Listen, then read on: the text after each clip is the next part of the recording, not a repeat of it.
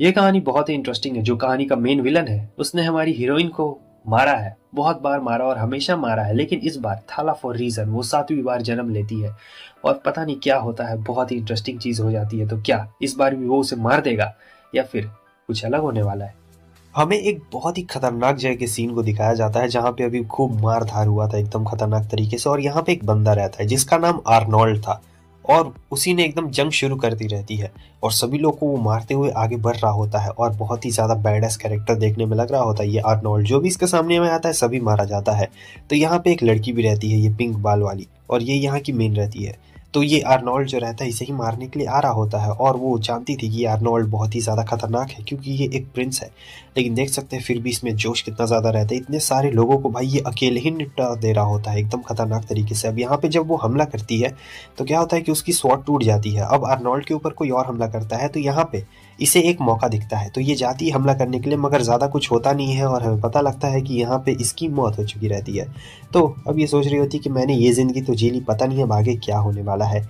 और फिर से हम देखते हैं कि यहाँ पे टाइम लूप को, और ये पहुंच जाती है जहाँ पे एक प्रिंस कह रहा होता है कि मैंने तुमसे एंगेजमेंट तोड़ दी है, तुम बहुत ज़्यादा दुखी होगी ना, क्यों, है ना। इसका नाम ऋषि रहता है। तो असल में ये पहली बार नहीं हो रहा था, ये 7वीं बार हो रहा था, थाला फॉर रीजन हो रहा था, समझे। और ये सोच रही थी कि हमेशा ऐसा ही होता है, हमेशा यहीं से शुरुआत होती है, पता नहीं ऐसा क्यों होता है, मगर इस बार मुझे क्या घंटा फर्क पड़ने वाला है, ये तो 7वीं बार है और अब ये जारी होती है क्योंकि इसे अपनी एक नई जिंदगी और बढ़िया जिंदगी शुरू करनी है। इसने पहले भी 6 जिंदगियां ऐसे ही गंवाई रहती है लड़ाई में, मगर अब ये एक और नई जिंदगी को जीने जा रही होती है। तो हमें पास्ट का पहला जिंदगी दिखाया जाता है, ठीक है, जब ये पहली बार थी और जब पहली बार प्रिंस ने इसके साथ सगाई तोड़ी थी तब इसे काफ़ी ज़्यादा बुरा लगा था कि मतलब आप ऐसा क्यों कर रहे हैं, जो होता है ना कि इमोशनल वाला, कि मतलब क्यों ऐसा क्यों हो रहा है। लेकिन जो प्रिंस है वो बहुत ही बेकार इंसान है भाई, उसे सिर्फ चाहिए कि हाँ लोग मेरे आगे पीछे गिरे, लेकिन उसने इसे कह दिया कि तुम मेरे लायक बिल्कुल भी नहीं हो। और इसके मदर फादर भी इसे एक्सेप्ट नहीं कर रहे थे, कह रहे थे तुम किसी काम की नहीं हो ऋषि, तुम चले जाओ यहाँ से। अब इसके मदर फादर भी इसे एक्सेप्ट नहीं कर रहे होते हैं, तो ये ऐसे ही जा रही होती और सोचती कि अब मैं क्या करूँ। तो आगे चलते चलते इसे दिखाई देते हैं मर्चेंट्स, ठीक है, और लेकिन वो थोड़े गुंडे टाइप के लग रहे होते हैं, मगर वो मर्चेंट्स ही रहते हैं। और वो कहता है कि हम लोग दूसरे कंट्री में जा रहे हैं, अगर तुम चाहो तो हमारे साथ आ सकती हो, वहाँ पे तुम चल सकती हो। तो वो देख के समझ गई रहती है और सोचती कि क्या मैं एक मर्चेंट बन जाऊं। लेकिन वो जो मर्चेंट रहता है वहां पर वो देखता है इसके कपड़ों के ऊपर और इसके अंगूठी के ऊपर, और वो समझ चुका रहता है कि ये पक्का किसी रॉयल फैमिली से बिलोंग करती है, मगर ये ऐसे भाग के क्यों आई है कुछ समझ में नहीं आ रहा है। क्योंकि रॉयल फैमिली वाले बंदे तब वो बोलता है कि तुम एक रॉयल फैमिली से बिलोंग करती हो, क्यों, है ना। तो वो बताती है कि हाँ मैं एक रॉयल फैमिली से बिलोंग करती हूँ, और फिर अपनी कहानी भी उन लोगों को बताना शुरू कर देती है कि कैसे कैसे उसके साथ क्या हुआ, इंगेजमेंट टूट गई और अब ये यहाँ पर है, इसके पास ना कोई घर है, इसके माता पिता ने भी इसे छोड़ दिया है। तो वो कहता है कि तुम हमारे साथ चलो, तुम्हारे पास ये बढ़िया मौका है। ऋषि को समझ में नहीं आता है, तो वो कहती है कि आप ये अंगूठी लेंगी मेरी। तो वो कहता है कि नहीं नहीं, तुम बस चलो हमारे साथ में। और फिर वो उसे बताता है कि देखो अभी तुम्हारे पास एक बहुत ही अच्छी अपॉर्चुनिटी है, ना ही तुम्हारा कोई है, ना ही तुम्हें किसी से मतलब है, तो तुम एक काम क्यों नहीं करती हो, तुम हमारी तरह मर्चेंट बन जाओ, ठीक है। और ये ऋषि की पहली लाइफ होती है, पहली लाइफ के बारे में हमें बताया जा रहा होता है, और ये सोच रही होती है कि हाँ चलो देखती हूँ कि आखिर मेरी डेस्टिनी में मेरे लिए क्या लिखा हुआ है। क्योंकि मर्चेंट बनना भी एक बहुत ही मतलब अच्छा बात है, और ये लोग बहुत ही अमीर मर्चेंट रहते हैं, ठीक है, कोई नॉर्मल वाले नहीं रहते काफ़ी ज़्यादा। और सोच रही होती कि अब तो मैं बिल्कुल फ्री हूँ तो चलो मर्चेंट ही बन जाती हूँ। तो ऋषि का जो मर्चेंट वाला काम रहता है वो बहुत ही बढ़िया चल रहा होता है, मतलब इसे ज़्यादा दिन नहीं लगते और ये बहुत ही अच्छी मर्चेंट यहाँ पर बन गई रहती है। मगर एक लड़ाई के दौरान में उसकी मौत हो जाती है, फिर से अब पहुँचती है, फिर से टाइम ट्रेवल होता है, फिर से एक नई जिंदगी यहाँ वापस से वही शुरू होता है। वो प्रिंस उससे एंगेजमेंट तोड़ लेता है, मगर ऋषि को इस बार बिल्कुल घंटा फर्क नहीं पड़ता है, थोड़ा सा पड़ता है मगर उतना ज़्यादा नहीं पड़ता है। सोचती है कि क्या ये सच है, ये सपना, ये सच है, चलो फिर से चलती हूँ। इस बार मैं घर से ज़्यादा सामान उठा लूंगी ताकि जो मर्चेंट है मैं और तेज़ी के साथ बन सकूँ और ज़्यादा बड़ी मर्चेंट बन सकूँ। लेकिन क्या होता है कि इस बार उसने घर से सामान उठाया था तो इसे आने में थोड़ी सी देरी हो गई थी और वो लोग उस वक्त तक निकल चुके रहते, तो ये सोच रही थी क्या तेरी कि अब मैं मर्चेंट नहीं बन पाऊंगी, तो अब आखिर मुझे क्या करना चाहिए। और ये इसी चीज़ में एकदम खोई हुई रहती है। तो इसे अपनी दादी की एक डायरी मिलती है जिसमें लिखा हुआ था दवाइयों के बारे में। तो सोचती है कि इस बार मैं अलग तरीके से पैसे कमाऊंगी और इस बार ये मेडिसिन बनाती है, ठीक है, और मेडिसिन बेचती है। बिल्कुल जो मर्चेंट वाला सीन था ना वही सीन हुआ, इसमें ये बहुत बड़ी डॉक्टर बन जाती है, ठीक है। लेकिन फिर से लड़ाई में मौत हो जाती है, सेम सेम हो रहा था, ठीक है। और फिर एक नई जिंदगी वापस से वहीं से शुरू हुई। ऋषि को घंटा फर्क नहीं पड़ता है, इस बार वो अलग जाती है, मतलब इस बार वो थोड़ा साइंटिस्ट वाला काम करती है। ऐसे करते करते इसके जो लाइफ है वो चलते जा रहा होता है, ठीक है, तीसरी बार चौथी बार, लेकिन लगातार हमेशा लड़ाई में ही मौत होती है। और आपको पता है ना लड़ाई कौन शुरू करता है, बार बार एक ही बंदा, और ये प्रेजेंट की लाइफ होती है, ठीक है। और सोच रही होती है कि चलो अब मैं चलती हूँ, देखती हूँ कि थाला फॉर रीजन वाली जिंदगी में आखिर क्या है। मैं इस बार सीधे सीधे नहीं जाऊंगी, इस बार मैं काम करूंगी कि मैं खिड़की से निकल जाऊंगी, क्योंकि खिड़की से शॉर्टकट पड़ता है तो वो ज़्यादा बढ़िया रहेगा। हालांकि वो जाती है तो जाके किसी बंदे से टकरा जाती है, और जब वो देखती है तो देख के हैरान हो जाती है कि अरे ये तो अर्नोल्ड है। और वो उसे कहती है कि मैजेस्टी अर्नोल्ड प्लीज़ मुझे माफ़ कर दीजिए। अर्नोल्ड सुन के हैरान होता है और कहता है मैं पहली बार इस शहर में आया हूँ, तुमने मुझे आखिरकार कैसे पहचाना। तो वो कहती है कि मेरा नाम है ऋषि, और मुझे माफ़ कर दीजिए, मैं गलती से आपसे टकराई गई, क्योंकि आर्नोल्ड बहुत ही खतरनाक व्यक्ति था, ठीक है। और वो बताता है कि मैं कोई मैजेस्टी नहीं हूँ, मैं अभी भी प्रिंस हूँ, क्योंकि मेरे फादर अभी भी जिंदा है, ठीक है। वैसे तुम आखिर इतनी तेजी में आखिर जा कहाँ रही थी, और मैं बता दूं कि मैं प्रिंस हूँ, मुझे मैजेस्टी मत बुलाओ। तो वो बताती है कि जी मुझे आप इसके लिए माफ़ कर दीजिएगा अगर मैंने कुछ बुरा बोला हो तो, मेरी इंगेजमेंट टूट गई है, इसीलिए मैं अभी बहुत ही ज़्यादा जल्दी में हूँ, मैं आपसे माफ़ी चाहती हूँ अगर मैंने आपको कुछ गलत बोल दिया हो तो। और ये कहने के बाद वो जाने लगती है। अर्नोल्ड देख रहा होता है कि अरे ये क्या, लेकिन अर्नोल्ड ये चीज़ देख के एकदम हैरान हो जाता है कि भाई इतनी ऊपर से कूद कैसे गई, मतलब ये कूद गई भाई, जूता उतार के कूद जाती है, सिंड्रेला जैसा ही, ठीक है, वैसा वाला। और फिर वो जाने लगती है, और यहाँ ये सोच रहा होता है कि बहुत इंटरेस्टिंग है। तब इसका दोस्त आता है, तब ये कहता है कि चलो घोड़ा गाड़ी जल्दी निकालो, हमें कहीं पे जाना है। अर्नोल्ड को पहली बार किसी लड़की के ऊपर इंटरेस्ट आ गया था, वो भी बहुत ही भयंकर तरीके से। आगे हमें ऋषि को दिखाया जाता है, जब वो घर पहुंचती है तो देखती है इतने सारे लोग यहाँ पे क्यों जमा हुए। तो वो जो प्रिंस रहता है वो यहीं पे रहता है, और कहता है कि वो मैं जानता हूँ तुम्हें काफ़ी बुरा लगा होगा, तुम काफ़ी बेइज्जत महसूस कर रही होगी क्योंकि मैंने अपनी इंगेजमेंट तोड़ दी, क्यों है ना। लेकिन तुम बिल्कुल भी टेंशन मत करो, अगर तुम मुझसे माफ़ी मांगोगी तो मैं शादी कर लूंगा तुमसे, कोई ऐसा बिल्कुल वैसा वाला बात बिल्कुल भी नहीं है। लेकिन ये सोच रही होती है कि ये बेवकूफ़ प्रिंस समझता गया अपने आप को, इसे लगता है कि मैं इससे शादी करूंगी, मैं इसे बिल्कुल भी शादी नहीं करने वाली हूँ। और ये यहाँ पे इसे एकदम बोलते जा रहा होता है कि क्या कहती हो, हाँ तुम अगर चाहो मेरे सामने गिड़गिड़ाओ तो मैं तुमसे शादी ज़रूर कर लूंगा। लेकिन ये चीज़ वो साफ साफ बोल देती है कि देख तू, मेरा तुमसे कोई भी इरादा नहीं है शादी वादी करने का, ठीक है। और जब वो ऐसा बोलती है तो सभी लोगों को ऐसा लगता है कि प्रिंस ने ऋषि को नहीं छोड़ा है, बल्कि ऋषि ने ही प्रिंस को छोड़ा है, और इसीलिए इंगेजमेंट टूट गई है। अब ये बात सुनने के बाद तो सभी लोग एकदम जोर जोर से हंसने लगते हैं। यहाँ पे प्रिंस का एकदम भद्दा मजाक उड़ चुका रहता है, और प्रिंस कह रहा होता है कि मैं तुम्हें एक आखिरी मौका दे रहा हूँ, तुम क्या करना चाहती हो, शादी करना चाहती हो या फिर नहीं। तब तक प्रिंस की एक और फियोंसे वहां पे आ चुकी रहती है। प्रिंस कहता है कि तुम्हारी वजह से मेरी फियोंसे रो रही है, ठीक है, तुम्हें इससे माफी मांगनी चाहिए। लेकिन ऋषि बिल्कुल भी माफी नहीं मांगने वाली थी, वो कह रही थी कि देखो मेरा तुमसे कुछ लेना देना नहीं है, ठीक है, तू अपना काम कर, प्रिंस होगा तू अपने घर का, लेकिन मेरा नहीं, ठीक है। और यही बात वो उसके फियोंसे को भी बता रही होती है कि अपनी मर्जी से जिंदगी जियो, अपने शर्त पे जिंदगी जियो, किसी के अंडर में आके नहीं जीने का, ठीक है। और वैसे ही तुम्हें पता है तुम्हारी और इस प्रिंस की शादी क्यों हुई है, क्योंकि दोनों कंट्रीज एक दूसरे से समझौता करना चाहते हैं, वरना ये प्रिंस इतना ज्यादा ठरकी है कि ये सबसे ही शादी कर लेगा।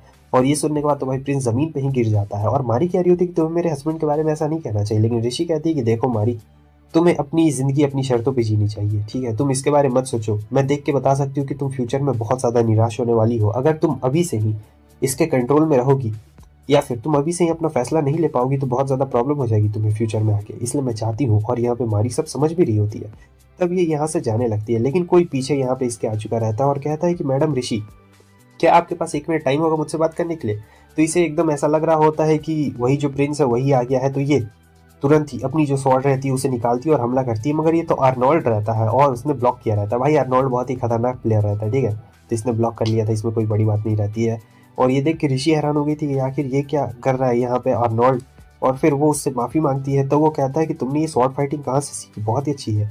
ऋषि कहती है कि मैं तुम्हें नहीं बताने वाली हूँ कि आखिर मैंने ये कहाँ से सीखी है, ठीक है, और मेरा काम है तो मुझे यहाँ से जाना है। तो वो लोग बुराई करने लगते हैं अर्नोल्ड के बारे में कि ये बंदा कौन है। तब ये कहती है कि ये अर्नोल्ड है और ये प्रिंस है। तब सबको पता लगता है कि भाई अर्नोल्ड है ये, क्योंकि अर्नोल्ड का नाम सुन के सबके फटके हाथ में आ जाती है। सब जानते थे कि अर्नोल्ड कितना ज़्यादा खूंखार है और कितना ज़्यादा ताकतवर है। किसी को यकीन नहीं हो रहा था कि भाई अर्नोल्ड यहाँ पे आया है, मतलब इस जगह पे अर्नोल्ड आया है, आखिर वो क्या करना चाहता है। ऋषि सोच रही होती कि इसी बंदे के कारण मैं अपनी पिछली जिंदगी में मर गई थी और यही हमेशा वॉर शुरू करता है। मुझे समझ में नहीं आ रहा है कि आखिर ये यहाँ पे क्या कर रहा है। मुझे जल्द से जल्द यहाँ से निकलना पड़ेगा। इस बार मैं ऐसा कुछ भी नहीं करना चाहती हूँ जिसकी वजह से मेरी मौत हो जाए। मैं अपनी ज़िंदगी चेंज करूंगी। लेकिन जो अर्नोल्ड रहता है वो कहता है मैं आपका वक्त चाहता हूँ, लेकिन मैं आपसे बहुत ज़्यादा प्यार करता हूँ, क्या आप मुझसे शादी करना चाहेंगे। अब यहाँ पे वो सीधे उसे प्रपोज कर देता है इतने सारे लोगों के सामने। ऋषि के भी एकदम होश उड़ जाते हैं, उसे कुछ समझ में नहीं आता है कि आखिर वो करे तो करे क्या। मतलब जिस बंदे के कारण पिछली जिंदगी में मौत हुई थी और हो भी सकती है इस जिंदगी में, अब वही प्रपोज। सभी लोग यहाँ पे चौंके हुए रहते हैं, मगर जो ऋषि रहती है वो सबसे ज्यादा चौंकी हुई थी और कहती है कि नहीं, मैं तुमसे शादी नहीं करने वाली हूँ, मैं तुम्हारा प्रपोजल बिल्कुल भी एक्सेप्ट नहीं करूंगी। हालांकि ये सुन के सभी लोग हैरान हो जाते हैं कि भाई इसने आर्नोल्ड को मना कर दिया। इतनी देर में किंग भागते हुए वहां पे आते हैं और अपने बेटे का सर पकड़ते हैं और उसका सर जमीन से दे मारते हैं और कहते हैं कि आर्नोल्ड सामा, हमें प्लीज माफ कर दीजिए।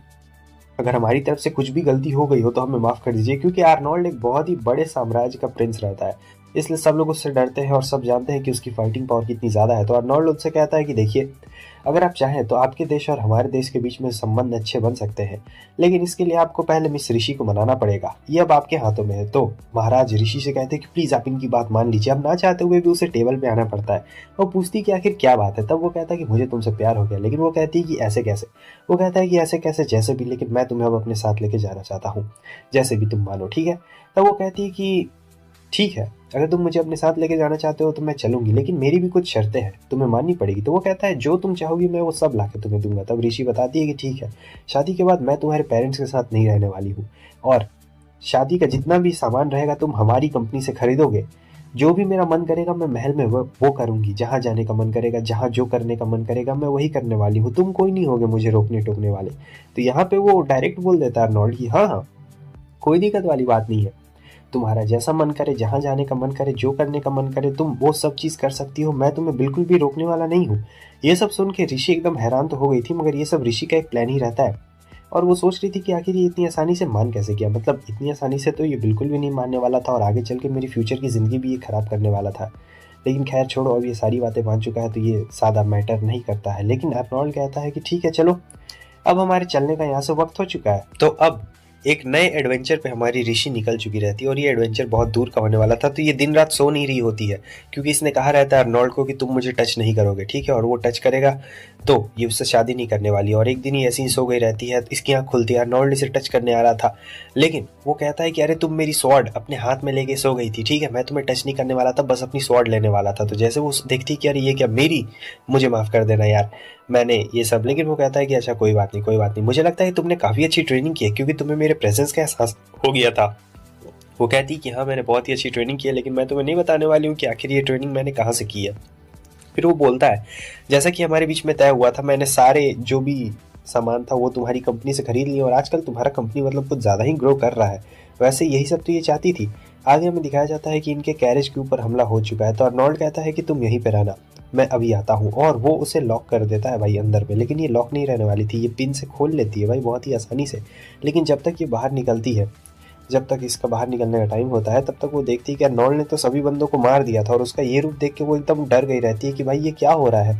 अर्नोल्ड इतनी बेरहमी से बंदों को मार रहा था, लेकिन एक बात रुको, वो किसी को जान से नहीं मार रहा था, वो बस उन सभी लोगों को नुकसान पहुंचा रहा था, हल्का सा चोट दे रहा था, खरोच दे रहा था। इसका मतलब वो जान से नहीं मारना चाहता था, इतना ही बुरा नहीं रहता है। मगर यहाँ पे उसके कुछ सैनिक घायल हो गए थे, और फिर वो डैगर के पास जाके देखती है तो पता लगता है कि उसमें तो जहर रहता है, और अगर ट्रीटमेंट नहीं हुआ तो ये सैनिक मारे जाएंगे। इन्हें अभी भी पहुंचने में 2 दिन लगने वाले थे, और सोच रहे होते हैं कि कहाँ से हम लोग वैद्य बुलाएं, आखिर क्या किया जाए, पास वाले गांव से बुलाया जाए क्या, लेकिन वो भी दूर है। तब ऋषि कहती है कि मैं बना सकती हूँ मेडिसिन। ये सुन के सभी हैरान हो जाते हैं, क्योंकि इसे पहले से नॉलेज रहती है अपनी पिछली ज़िंदगी की, क्योंकि इसने बहुत सारा नॉलेज गेन किया रहता है। तो ये यहाँ पर मेडिसिन बना तो लेती है, मगर सब लोग इसे बहुत ही अजीब तरीके से देख रहे होते हैं।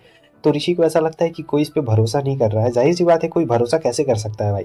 तो उसके बाद वो तुरंत ही डैगर को उठाती है और अपने आप को काट लेती है। वो अर्नोल्ड रोकने के लिए आता है, लेकिन वो नहीं कर पाता। अब यहाँ पे ये लगा लेती है और कहती है कि देखो तुम्हारे पास 2 ही ऑप्शन है, या तो ये मेडिसिन लगाओ या तुम मारे जाओ। और यही वो लोग लगा रहे होते हैं, ठीक है। इसके अलावा उनके पास और कोई ऑप्शन नहीं रहता है। और ये तो यहाँ पे अपना आराम से पत्ता उठा रही होती है। उतनी देर में अर्नोल्ड आता है, कहता है कि वाह, मानना पड़ेगा यार, तुम मतलब कैसे निकल गई थी वहां से। तब बताती है कि मैं, ये भी एक सीक्रेट है, क्योंकि अपनी पिछली ज़िंदगी में ये मेड भी थी, तो इसने बहुत कुछ किया है भाई, मेड वाला काम भी बहुत अच्छी तरीके से किया है।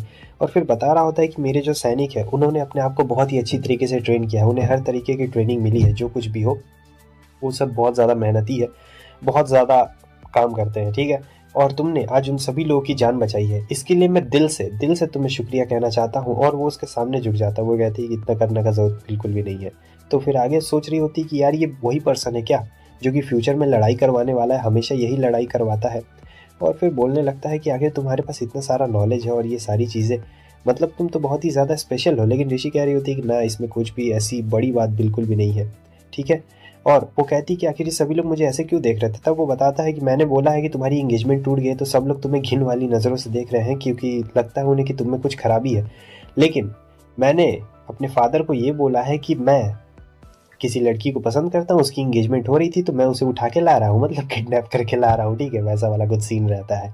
तो वो काफ़ी ज़्यादा खुश हो जाती है, कह रही होती है कि भाई ये तो और भी अच्छी बात है, मुझे प्रिंसेस की तरह नहीं रहना पड़ेगा, मतलब तुम लोग मुझे बिल्कुल एक किसी घर आए मेहमान की तरह ट्रीट करने वाले हो। तो वो कहता है कि हाँ। उसके बाद अब ये लोग आ चुके रहते हैं यहाँ महल में, और देख सकते हैं भाई ये जो शहर रहता है बहुत ज़्यादा बड़ा रहता है, बहुत विशाल का शहर रहता है हमारे आर्नोल्ड का, और सभी लोग उसका स्वागत भी कर रहे होते हैं, प्रिंस जो रहता है। हालांकि आगे कुछ दिक्कत हो गई थी तो वो कह रहे होते हैं कि अभी हम लोग तुम्हें महल में नहीं रख सकते, हमें तुम्हें गेस्ट रूम में ही रखना पड़ेगा। तो ये सुन के तो वो और भी ज़्यादा खुश हो जाती, कहती कि ये तो और भी ज़्यादा अच्छी बात है। मतलब अर्नोल्ड समझ नहीं पा रहा था कि आखिर ये ऋषि इतने ज़्यादा खुश क्यों हो रही है, मतलब लड़कियों को प्रिंसेस वाला ट्रीटमेंट मिलता है तब ना खुश होगी, और इसे तो भाई नौकरों वाला ट्रीटमेंट दिया जा रहा है, तभी इतनी ज़्यादा खुश क्यों है।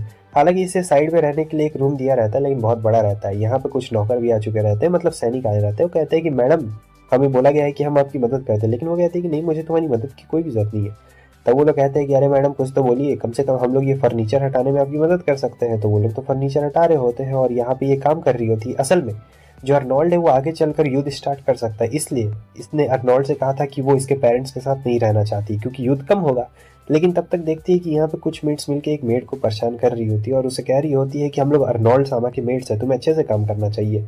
उतनी देर में ऋषि आ जाती है उसे बचाने के लिए, और बोल रही होती है कि आज आज तुम लोग ज़्यादा कपड़े मत धोना क्योंकि आज बारिश होने वाली है। तो वो कहती है कि तुम्हें कैसे पता कि बारिश होने वाली है। तो वो बताती क्योंकि चिड़िया उड़ रही है और हवा का व्यवहार इस तरफ से है, इसलिए मैं कह सकती हूँ कि आज बारिश आने वाली है। लेकिन ये सारी मेड्स सोच रही होती है कि पता नहीं ये पागल लड़की कौन है, क्योंकि इन्हें ऋषि के बारे में बिल्कुल नहीं पता रहता है, और ये भी नहीं पता रहता है कि आखिर अर्नोल्ड इसे लेके आया है, क्योंकि वो तुरंत ही आया रहता है और किसी को इसके बारे में भनक तक नहीं लगी रहती है। तो इन मेट्स को गुस्सा आ रहा होता है कि पता नहीं ये नई वाली मेट समझती क्या अपने आप को। यही कहने के बाद वो तो चली जाती है। लेकिन फिर हम देखते हैं कि इस मेट का कपड़ा यहाँ पे गंदा हो गया रहता है, तो जो हमारी ऋषि रहती है कहती है कि चलो इसे साफ कर लेते हैं, बारिश होने से पहले हमें इसे साफ कर लेना चाहिए, वरना ये और भी ज़्यादा गंदा हो जाएगा।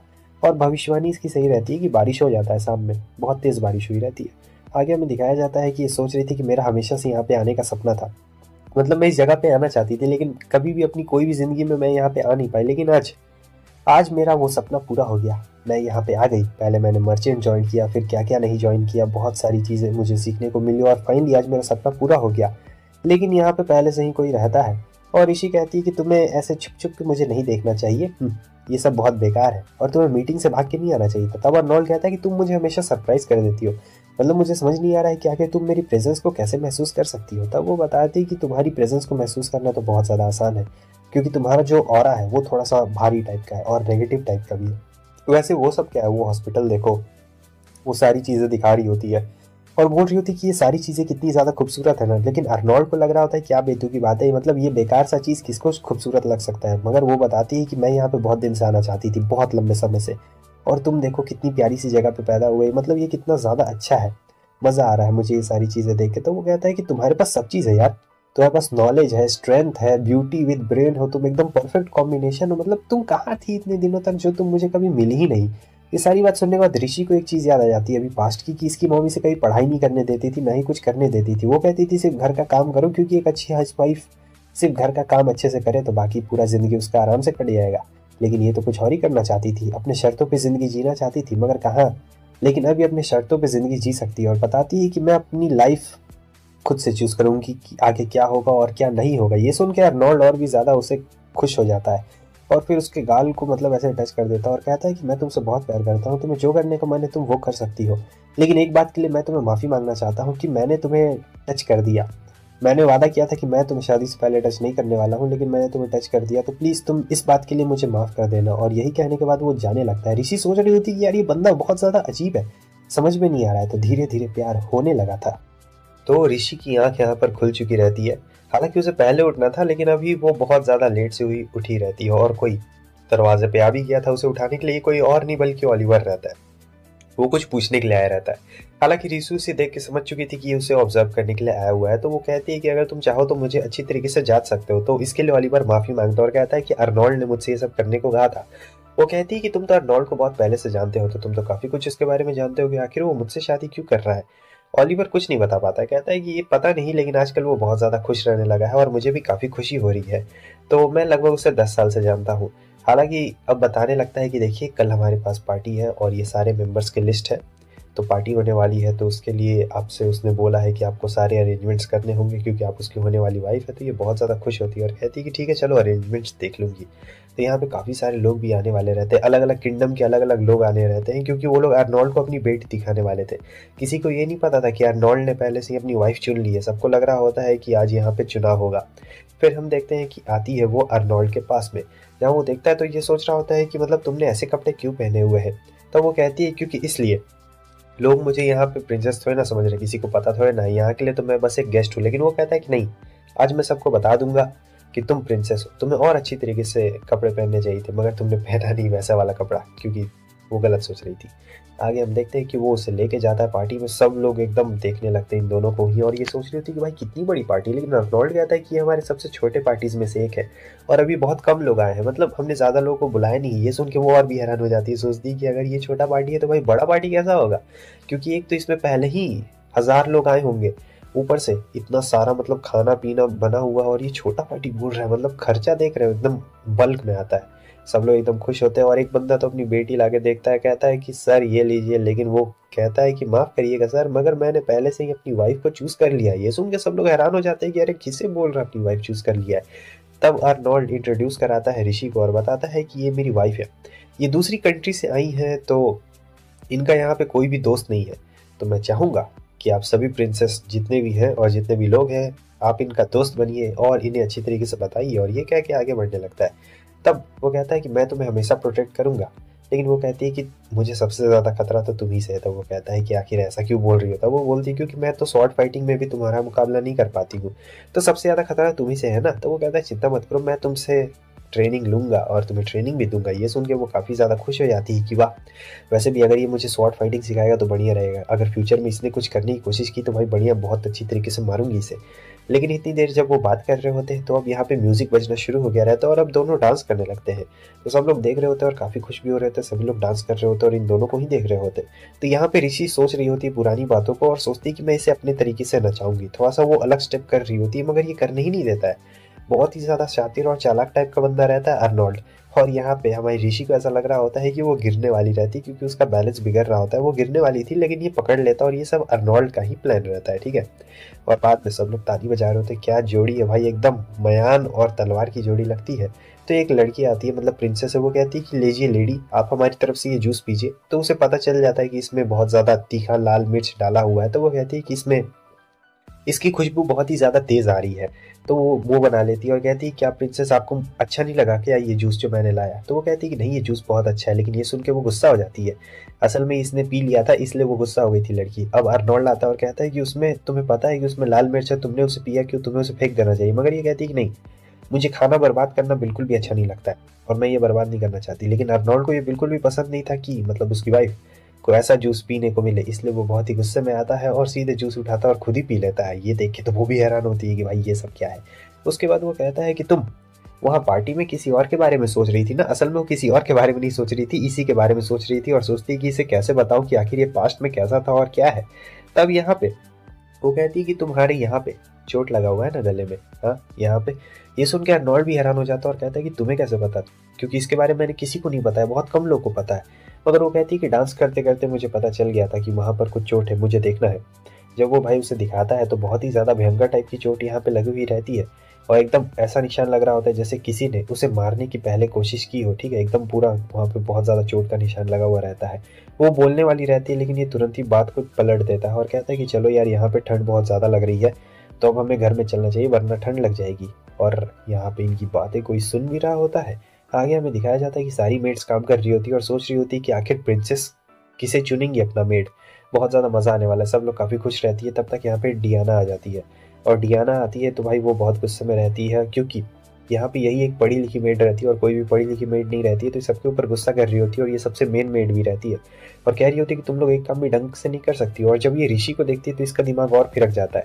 वैसे किसी को पता नहीं था कि ऋषि ही प्रिंसेस है, ठीक है। तो अभी ये बात एकदम सीक्रेट रहता है। उसके बाद तो डियाना चली जाती है। तो ऋषि डियाना के बारे में पूछने लगती है सभी लोगों से। तो सब बताते हैं कि पहले इनकी फैमिली बहुत ज़्यादा अमीर हुआ करती थी लेकिन एक दिन अचानक से उनकी फैमिली कर्ज में डूब गई, इसलिए उसे मेड का काम करना पड़ रहा है। हालांकि वो बहुत ही मेहनती लड़की है। और आज वो दिन रहता है जिस दिन प्रिंसेस अपनी मेड्स को चुनेंगी। तो सब देख के एकदम हैरान रहते हैं कि यार हम में से किसी ने भी मतलब इस कमरे को साफ नहीं किया था। आखिर ये कमरा इतना ज्यादा साफ कैसे है? सबसे ज्यादा तो यहाँ पे डियाना ही हैरान होती है कि यार मतलब हमें पता भी नहीं चला और आखिर प्रिंसेस ने कब यहाँ पे साफ सफाई कर ली। खैर छोड़ो, ये सब तो बहुत ही ज्यादा बेकार की बात हो गई। और अब यहाँ पे प्रिंसेस चुनाव करने वाली है, तो ओलिवर आ चुका रहता है यहाँ पे। ओलिवर को देख के सब लोग सर झुकाते हैं और ओलिवर कहता है कि ठीक है, प्रिंसेस हारी है। हालांकि जब डियाना प्रिंसेस को देखती है कि आखिर वो कौन है, तब देख के सब हैरान हो जाती है कि अरे ये कौन है। और तब ऋषि बोलती है कि मैंने सोचा था कि तुम लोग को टेस्ट करने का सबसे अच्छा तरीका यही रहेगा कि मैं तुम लोग के बीच में ही रहूं, प्रिंसेस ना बन के एक मेड बन के, तो ज़्यादा बेहतर रहेगा। उसके बाद वो अपनी मेड्स चुनती है। हालांकि उसने जितने भी मेड्स चुनी हुई रहती है, सब एकदम न्यू न्यू मेड्स रहती है। और ये सुन के डियाना गुस्से में आ जाती है और कहती है कि मैं यहाँ पे सबसे ज़्यादा एक्सपीरियंस वाली हूँ, तो आपको मुझे चुनना चाहिए था, ना कि आपको इन न्यू मेड्स को चुनना चाहिए था। आपने ये बिल्कुल भी ठीक नहीं किया, ये मेरा हक बनता है। आपने मेरी बहुत ज़्यादा डिसरिस्पेक्ट की है, ये मुझे बिल्कुल भी अच्छा नहीं लगा।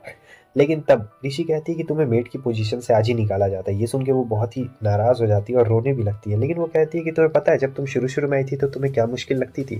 वो बताती कि हाँ, शुरू शुरू में कोई भी मेरी मदद नहीं करता था, सब लोग मुझे अकेला छोड़ देते थे। मतलब इससे पहले जो लोग थे, जो पुराने मेड्स हैं जो अब चले गए हैं, और मैंने सोचा कि मैं भी इन्हें इसी तरीके से ट्रेन करूँ तो इनके लिए ज़्यादा बेहतर रहेगा। ऋषि कहती तुम पढ़ी लिखी हो, तुम समझदार हो, इन्हीं मेट्स में से तुम सबसे ज़्यादा समझदार हो, तो तुम्हें इन सभी मेट्स को अच्छी तरीके से समझाना चाहिए था, ना कि सबको डांटना चाहिए था, क्योंकि तुम सबको डांटते रहती हो। सब लोग तुम्हारे जितने होशियार नहीं है, तुम ज़्यादा पढ़ी लिखी हो इन सभी मेट्स से, तो तुम्हें ऐसा नहीं करना चाहिए था। मैंने तुम्हारा व्यवहार देखा है। लेकिन उसके दोस्त आ जाते हैं और कहते हैं कि प्लीज़ ये बहुत हार्ड वर्किंग है और बहुत ज़्यादा मेहनत भी करती है, आपको इसे ऐसे नहीं निकालना चाहिए। डियाना कहती है कि बस बहुत हो गया। लेकिन ऋषि कह रही होती है कि नहीं, मैंने तुम्हें मेड की पोजीशन से निकाला है, लेकिन मैंने ये नहीं कहा कि मैं तुम्हें राजमहल से निकालूंगी। मेरे कहने का मतलब यह है कि आज से तुम इन सारी मेड्स की टीचर बनोगी, तुम इन्हें पढ़ना लिखना सिखाओगी, ताकि जितने भी लोग हैं वो सब पढ़ लिख सके। और ये सारी बातें अर्नोल्ड के पास चली जाती है, तो अर्नोल्ड कहता है मुझे पता था, वो इन सभी चीज़ों को हैंडल कर लेगी, इसमें कोई बड़ी बात नहीं है। आगे हम देखते हैं कि ये डियाना को टीचर बना देती है भाई सारी मेड्स का, और ये मतलब पहले से ऊपर वाले पोस्ट पे चली गई रहती है। और फिर आज तो मिलना रहता है हमारी ऋषि को किसी और से, मतलब एक बहुत ही खतरनाक बंदे से उसे मिलना रहता है, जिसने इसे सिखाया है मर्चेंट का काम, मतलब समझे, अपने बॉस से मिलना रहता है। लेकिन ये जो तैयार हुई रहती है, तो मेड कह रही होती है कि मैडम क्या आपको सही लगता है मतलब उनसे ऐसे मिलना? वो छोटे लोग हैं। लेकिन ये कहती है कि कोई छोटा बड़ा नहीं होता भाई, और आपको तो पता ही है कि किससे मिलने के लिए आई रहती है। बंदा हमारा आ चुका है जिसने इसे मर्चेंट का काम सिखाया, आज बताओ उसी के सामने झुका हुआ है। तो अब जो हमारी ऋषि रहती है वो यहाँ केन से बात कर रही होती है, क्योंकि इसे पहले से पता रहता है कि आगे चलकर इनकी जो कंपनी है, जो हमारी केन की कंपनी है, वो आगे चल के बहुत ज़्यादा बूस्ट मारने वाली है। बस इन्हें सही लोगों की ज़रूरत है, इसलिए वो बस उसकी मदद करना चाहती थी। लेकिन दिक्कत की बात ये रहती है कि केन को पहले से यहाँ पे शक रहता है कि ये जो औरत है ये बहुत ज़्यादा तेज़ तर्रार है और ये बस अपना फ़ायदा देखना चाहती है, ऐसा केन को लग रहा होता है।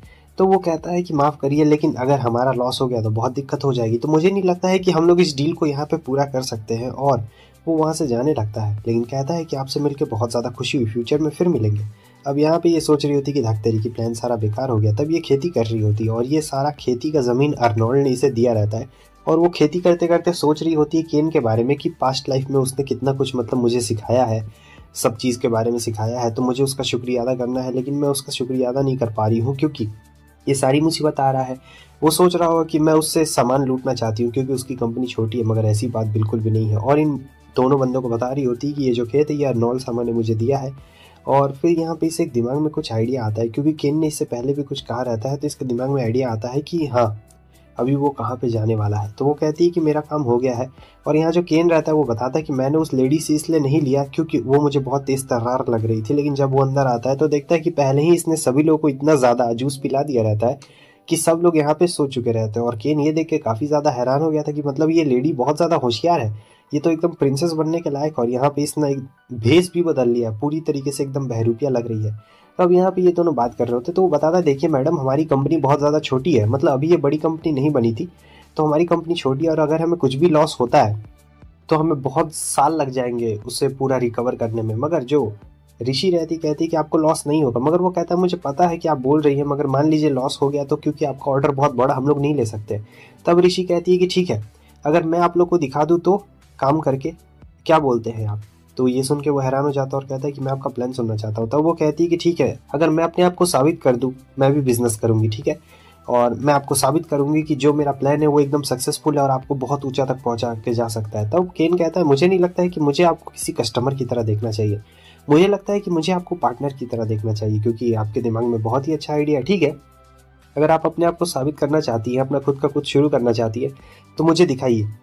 आपके पास लगभग 1 हफ्ता है और इस 1 हफ्ते में आपको अपने आप को साबित करना पड़ेगा कि आप जो भी प्रोडक्ट बेचेंगी या फिर जो भी मर्चेंट वाला काम करेंगी उसमें आप बहुत ज़्यादा प्रॉफिट बना सकती है या फिर कुछ ऐसा काम कर सकती है जो कि आगे चल के बहुत ज़्यादा प्रॉफिट दे। तब ये कहती है कि आप बिल्कुल भी टेंशन मत लीजिए, क्योंकि मेरे पास वो सारी चीज़ें हैं, सारे स्किल्स हैं जिससे मैं आराम से आपकी कंपनी को फ़ायदा पहुंचा सकती हूँ और मैं आप ही कंपनी को चाहती हूँ। अब केन को यहाँ समझ नहीं आ रहा था कि यार ये हमारी कंपनी के पीछे एकदम हाथ धो के क्यों पड़ गई है, क्योंकि अभी केन की कंपनी बहुत छोटी रहती है मगर फ्यूचर में वो बहुत ज़्यादा बड़ी होने वाली है और ये सारी बातें पहले से ही ऋषि को पता रहती है, इसलिए वो इतना ज़्यादा इंटरेस्टेड रहती है।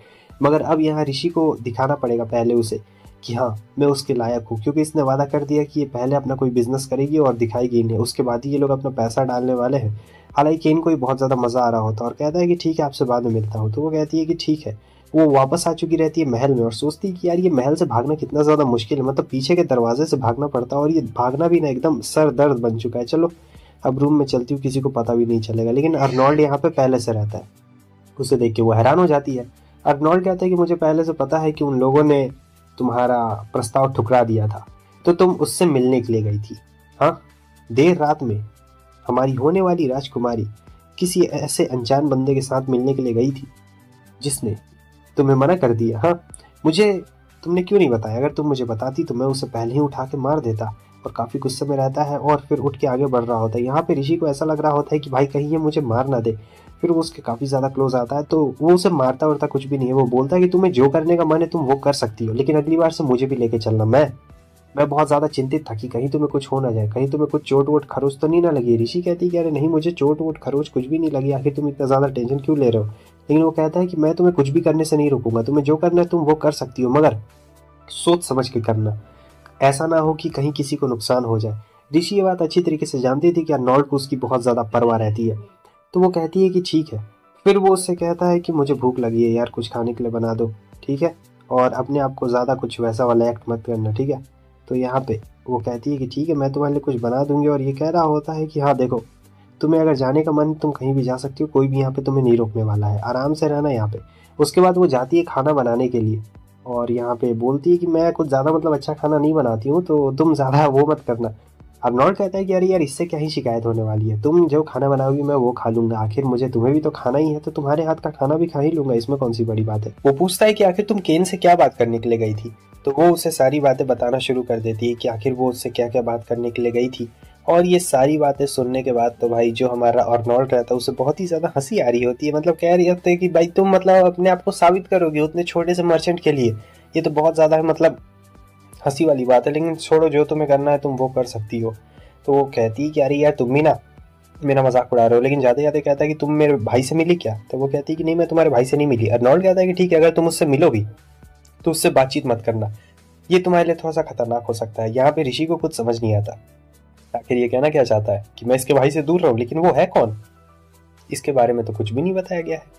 आगे हमें दिखाया जाता है कि अब यहाँ पे ये लाइब्रेरी में बुक वुक ढूंढ रही होती है, क्योंकि इसे बहुत कुछ काम भी तो करना रहता है, तो ये बिल्कुल सोती नहीं है, पूरा रात भर पढ़ते रहती है।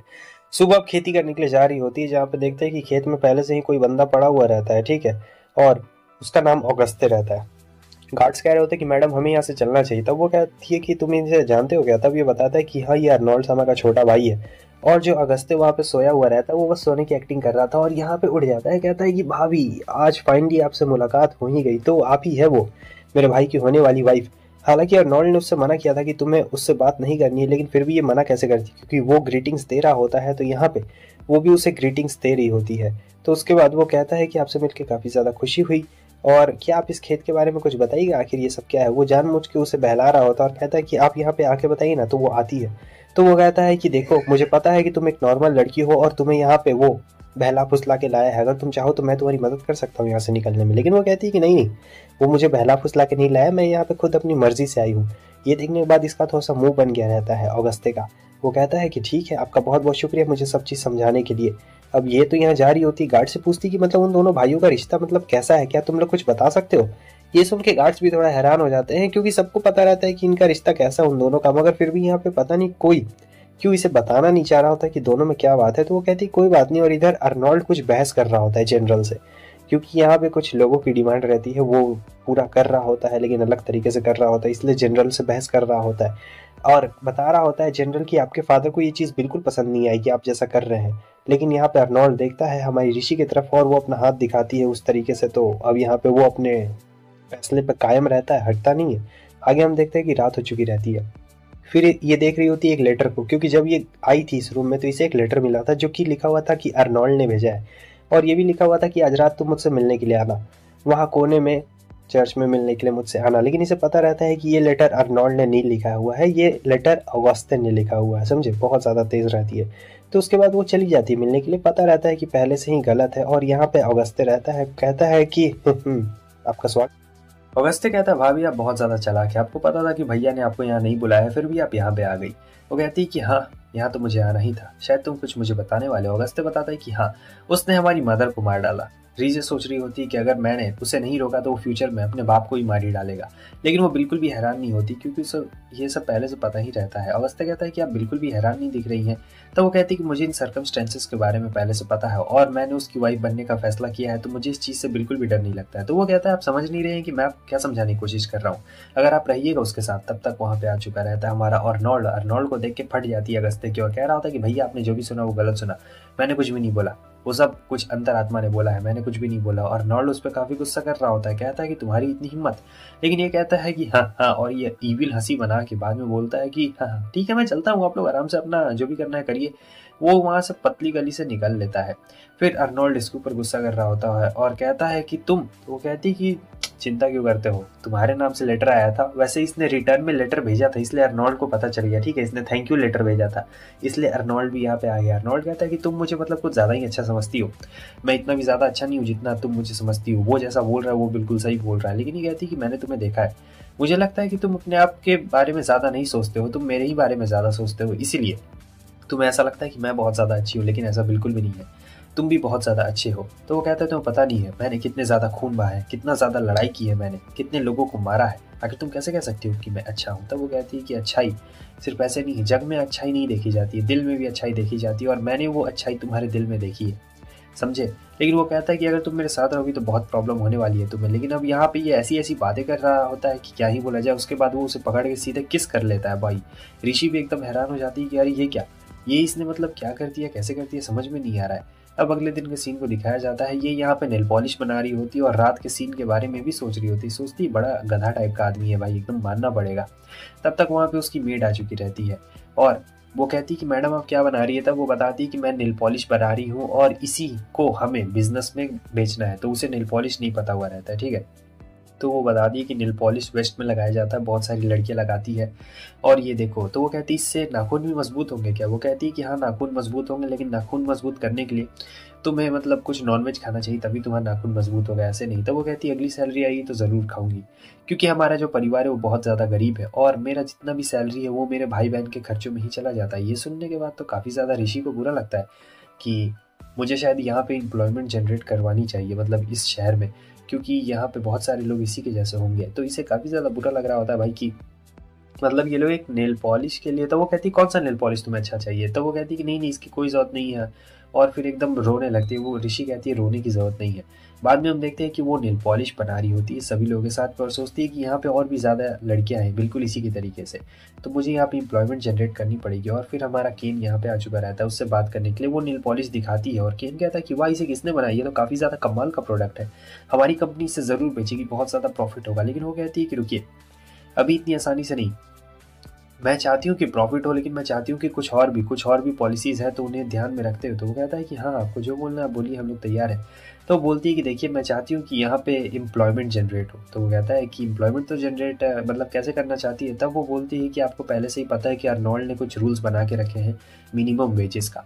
मैं चाहती हूँ कि एक फैक्ट्री लगे और वहाँ पे एम्प्लॉयमेंट जनरेट हो, जहाँ पे ये सारे नेल पॉलिश बनेंगे और भी लोगों को पैसा जाएगा। लेकिन ये चीज़ हमारा केन नहीं चाहता था। केन कहता है कि इसमें बहुत पैसा बेकार में खर्च हो जाएगा, हम लोग चाहे तो इसे डायरेक्ट हमारी कंपनी में ही बनाया जा सकता है, लेकिन आप चाहती कि हमारी कंपनी बस बेचने का काम करे और बनाने का फैक्ट्री किसी और का। तब ये मुझे बिल्कुल भी पसंद नहीं आ रहा है। आप मुझे लगता है कि आप बहुत समझदार हैं, लेकिन आपने मुझे बहुत ज़्यादा डिसअपॉइंट किया है इस चीज़ के लिए, क्योंकि गरीब लोग का मैं नहीं देखता हूँ यार, मुझे अमीरों का देखना है, मुझे अपने पैसे कमाने से मतलब है। आपने मुझे बहुत डिसअपॉइंट कर दिया। ऋषि कहती कि देखिए, मैं जानती हूँ अच्छी तरीके से कि आप क्या कहना चाहते हैं, बिजनेस आपका मेन पेशा और आप बिजनेस मुझसे अच्छी तरीके से जानते हैं, लेकिन बिजनेस में एक ये चीज़ भी होती है कि आपको सभी को देखना पड़ता है, और यहाँ की रानी होने के नाते, मतलब जो फ्यूचर में होने वाली रानी है उसके होने के नाते मुझे आगे भी देखना पड़ेगा कि आखिर क्या क्या किया जा सकता है और क्या किया नहीं जा सकता है। ठीक, और वैसे ही मुझसे किसी ने बोला था कि हम लोग अपने कस्टमर्स खुद नहीं चुनते, कस्टमर्स हमें चुनते हैं, और ये सुनने के बाद वो हैरान हो जाता है, क्योंकि ये बात उसी ने बोली थी।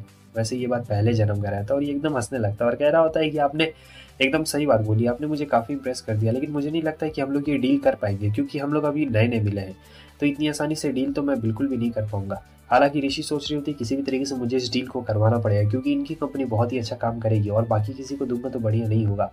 खैर, वो मना कर रहा होता है तो ऋषि सोचती है कि मुझे वो काम करना पड़ेगा। मैं ये काम करने का नहीं सोच रही थी, लेकिन अब मुझे ये करना ही पड़ेगा।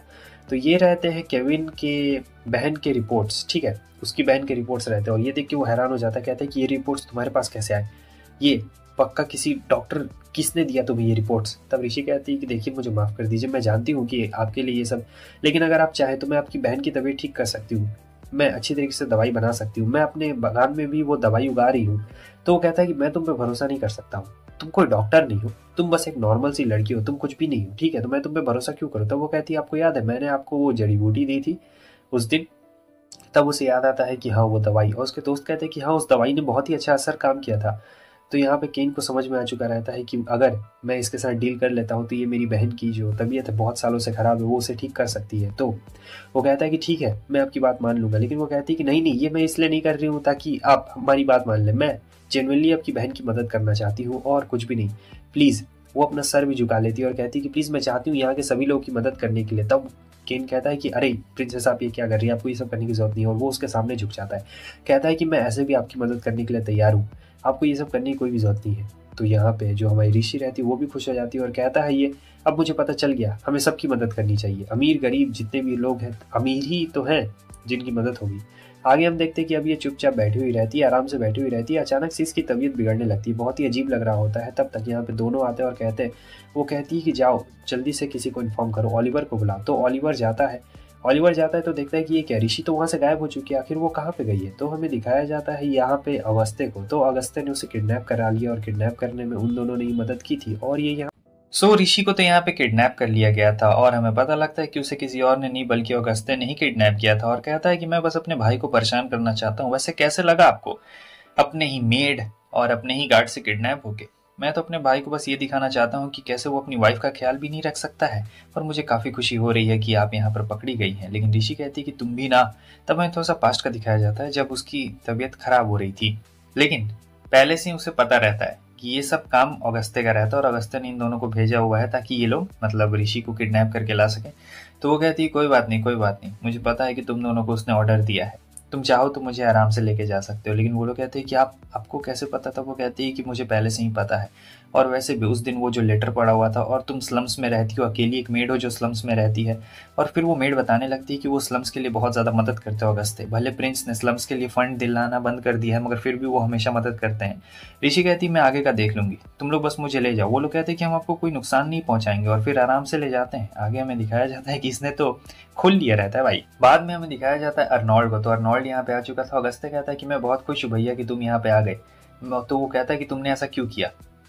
तब वो कहता है कि मैं तो बस तुम्हें नीचा दिखाना चाहता हूँ कि कैसे मेरा जो बड़ा भाई है वो अपनी वाइफ का भी ख्याल नहीं रख सकता है, तो वो इस देश का क्या ख्याल रखेगा। मुझे आज यहाँ का किंग बनना है, ठीक है, तुम अपना इस्तीफा क्यों नहीं दे देते हो वहाँ से, हाँ मुझे यहाँ का किंग बना दो।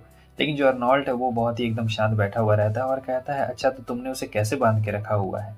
तब ये बताता है कि मैंने उसे मतलब ऐसे ही रख दिया है, एक कमरे में रखा है और उसमें एक खिड़की है लेकिन वो बहुत ही ऊपर है तो वहाँ से निकलना बहुत मुश्किल है, और हाँ गार्ड्स भी है दरवाजे के बाहर, तो मुझे नहीं लगता है कि वो निकल भी पाएगी, ये सब बहुत नामुमकिन है निकलना। लेकिन अर्नोल्ड जो रहता है यहाँ पे हंसने लगता है और कहता है कि तुमने उसे बहुत ज़्यादा कमज़ोर समझ के रखा है।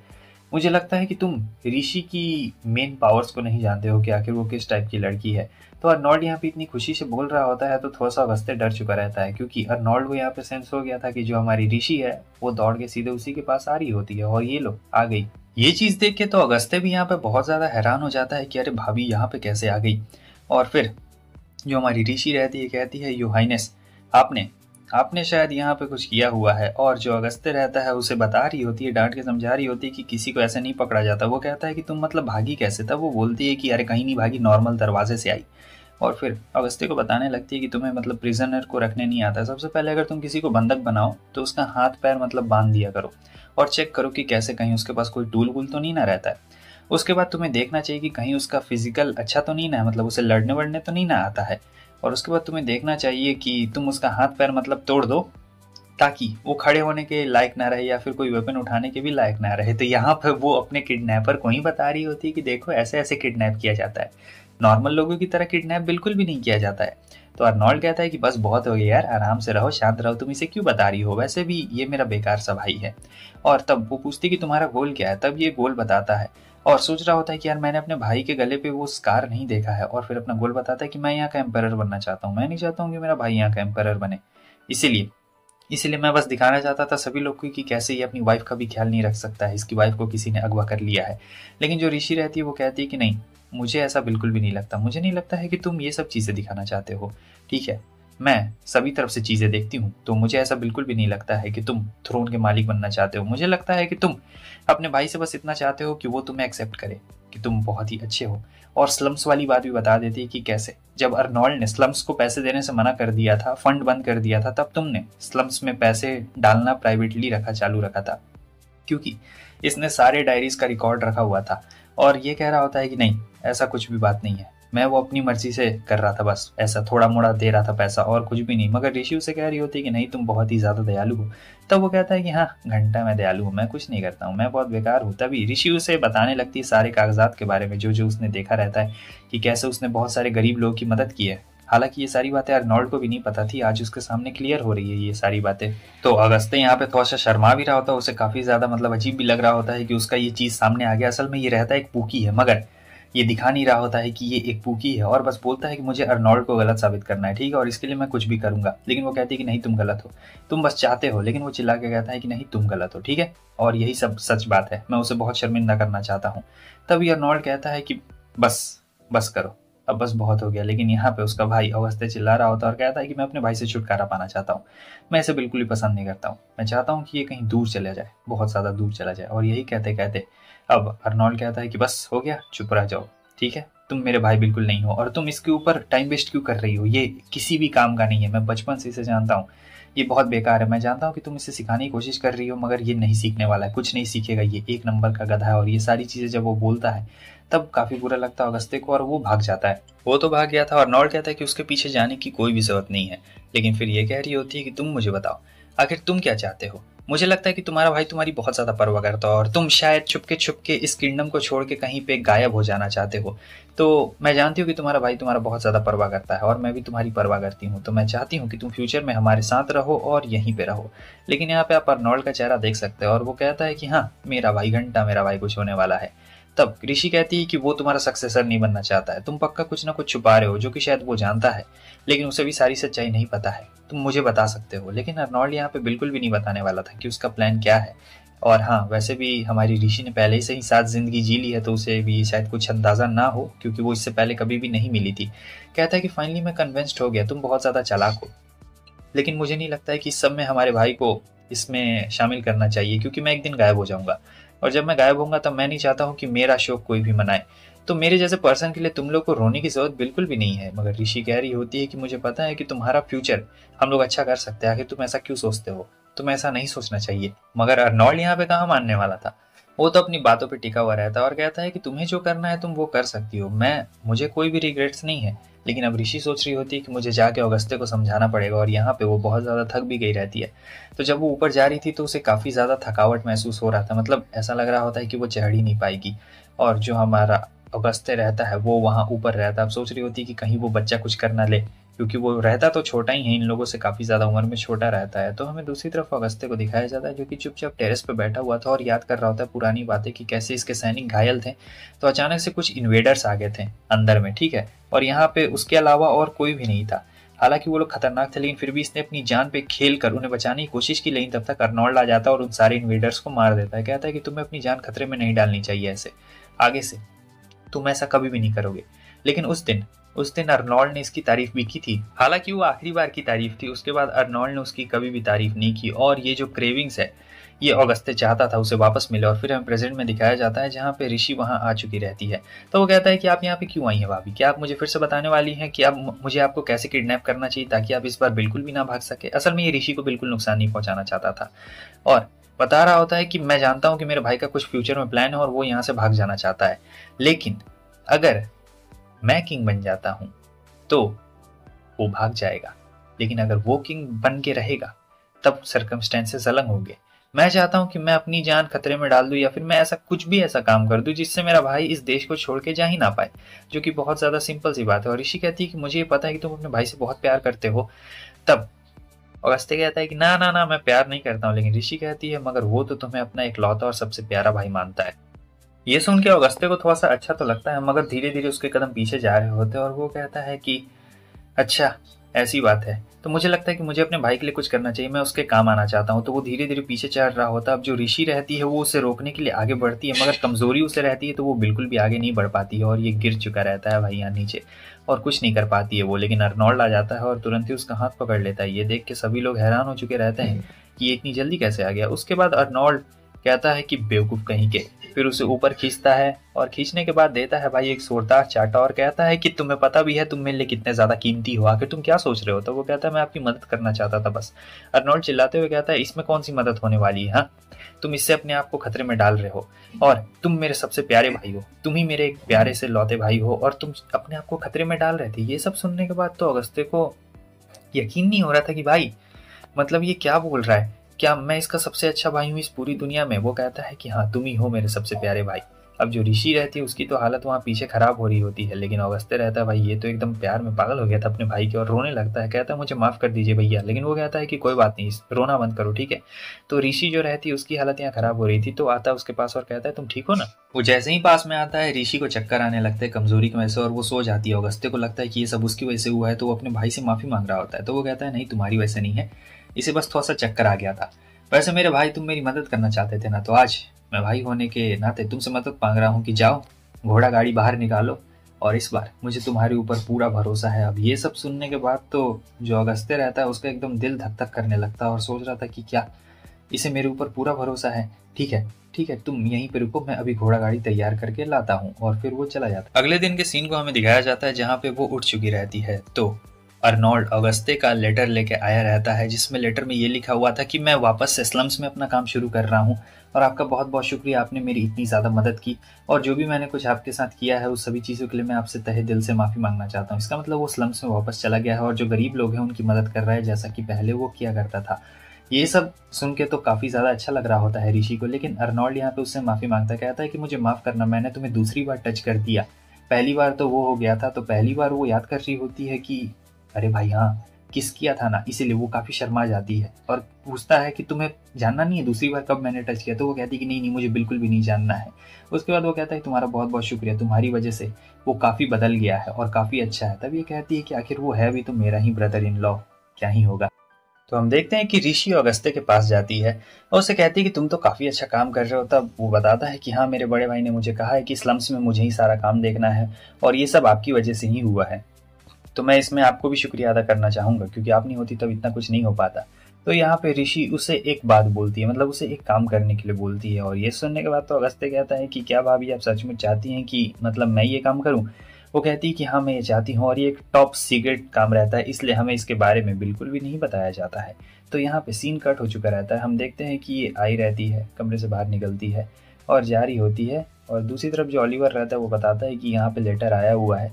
तो जो हमारी ऋषि रहती है वो यहीं आती है और कहती है कि अपने इतने बिजी शेड्यूल में भी मुझसे मिलने के लिए टाइम निकाला आपने, आपका इसके लिए बहुत बहुत शुक्रिया। मैं आपको एक नया रूम दिखाना चाहती हूँ और वो रूम बहुत ही ज़्यादा स्पेशल है, मैंने खुद से डिज़ाइन किया है, सारी चीज़ें मतलब एकदम फर्निश्ड पूरा कर दिया गया है।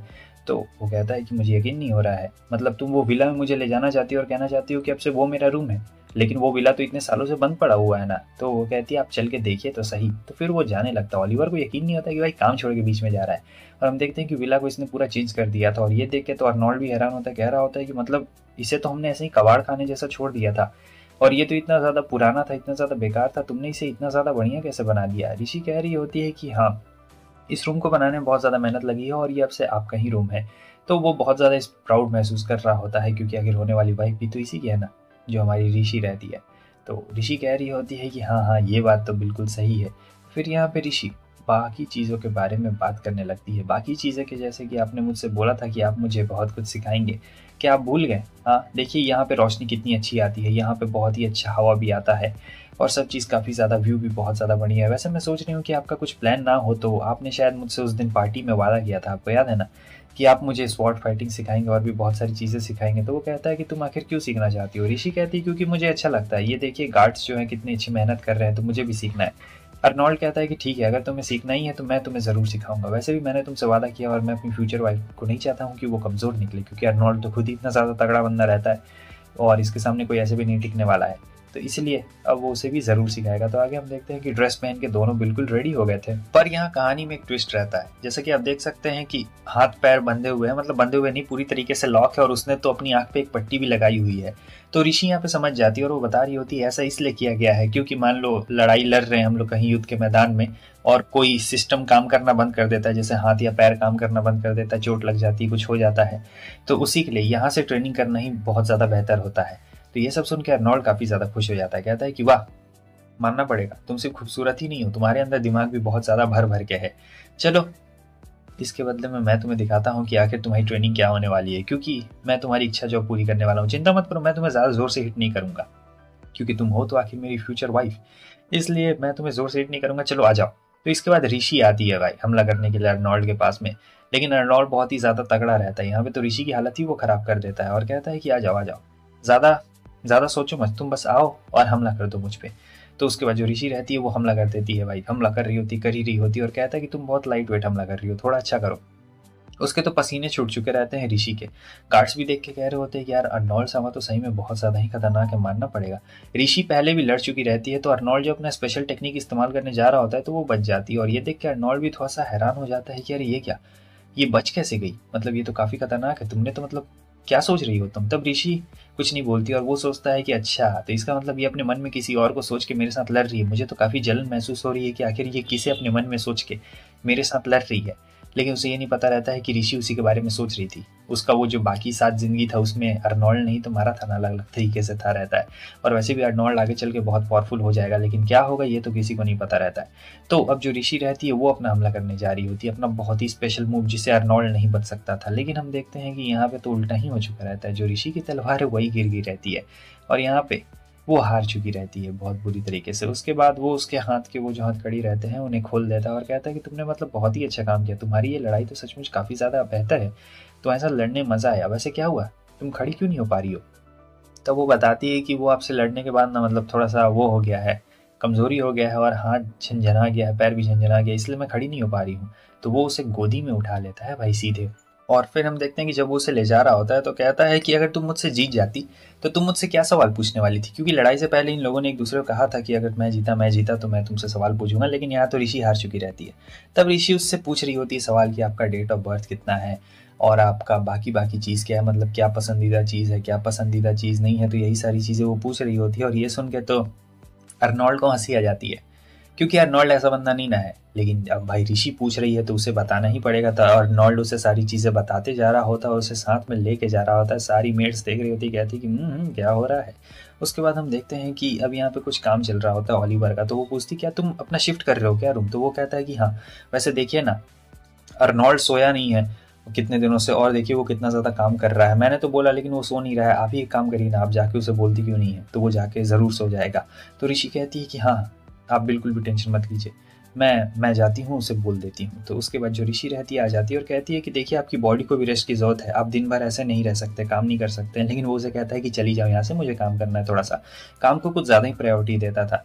लेकिन ऋषि उसे कहती है कि देखो तुम बच्चे जैसी हरकतें कर रहे हो, अगर तुम अपने आप से नहीं सोओगे तो मैं तुम्हें सुलाऊंगी। अब जब वो ये बात बोलती है तो अर्नोल्ड के मन में लड्डू फूट जाता है, कहता है कि तुम मुझे सुलाओगी, आखिर कैसे तुम मुझे सुलाने वाली हो। तो उसके बाद वो उसे कमरे में ले आती है और कहती है कि अब सोइए आप, और मैं यहाँ पे ऐसे आपके बगल में बैठ जाती हूँ, उम्मीद करती हूँ कि आपको डिस्टर्बेंस बिल्कुल भी नहीं होगा। तो अर्नोल्ड कहता है कि अरे नहीं, बिल्कुल भी डिस्टर्बेंस नहीं होगा। और वैसे भी अर्नोल्ड सोया नहीं रहता है बहुत दिन से, तो वो चुपचाप सो जाता है और ये सोच रही थी कि यार कितना ज़्यादा सिंपल सीधा साधा बंदा है, पता नहीं फ्यूचर में आगे चलकर ये कैसे वैसे हो गया था, मुझे जानना ही पड़ेगा कि आखिर क्या बात है और ऐसा क्यों हो रहा है। लेकिन अर्नोल्ड को नींद नहीं आ रहा था ना, क्योंकि वो उसे देखते जा रही होती है और वो कहता है कि तुम क्या कर रही हो, जो करना चाहो तुम कर सकते हो। तो वो उसके बगल में आ जाती है, बैठ जाती है, उसे सहला रही होती है बिल्कुल छोटे बच्चों की तरह।